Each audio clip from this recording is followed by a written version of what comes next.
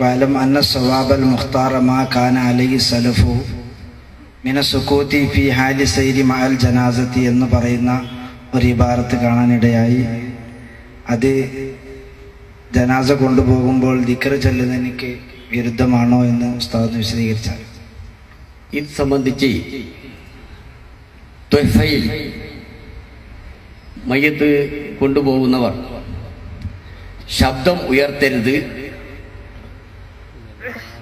എന്ന് പറഞ്ഞ അർത്ഥത്തിന് അവര് അത് പറഞ്ഞപ്പോൾ വൽ യസ്കുതു എന്ന് പറഞ്ഞു.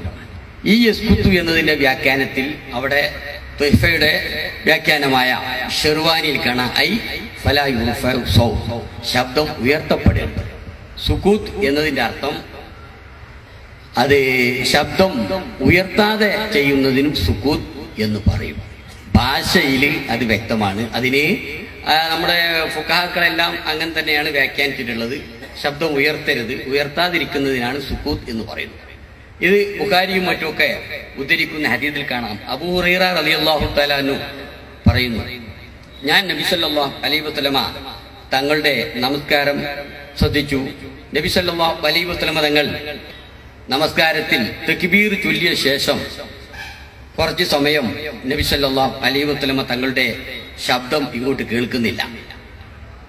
അപ്പോ ഞാൻ അതിനെക്കുറിച്ച് ചോദിച്ചു, എന്താണ് നബിയെ തങ്ങളുടെ ഇസ്കാർ? നബി ആ സമയത്തുള്ള ആ സുക്കൂത്ത്, തക്ബീർ ചൊല്ലിയ ശേഷം പിന്നെ ഫാത്തിഹ ആരംഭിക്കുന്നതിന് ഇടയ്ക്ക് അവിടെ നിന്ന് സുക്കൂത്തിലാണ്. എന്താണ് ആ സുക്കൂത്ത് എന്ന് ചോദിച്ചപ്പോൾ റസൂലുള്ള പറഞ്ഞത്, ആ സമയത്ത് ഞാൻ വജ്ജഹത്തു അതുപോലെയുള്ള കാര്യങ്ങൾ ചൊല്ലുകയായിരുന്നു എന്നാണ് പറഞ്ഞത്. അപ്പൊ ചൊല്ലുക എന്നതിന് നാവ് കൊണ്ട് ഉച്ചരിക്കുന്നതിന് സുക്കൂത്ത് എന്ന് പറയും.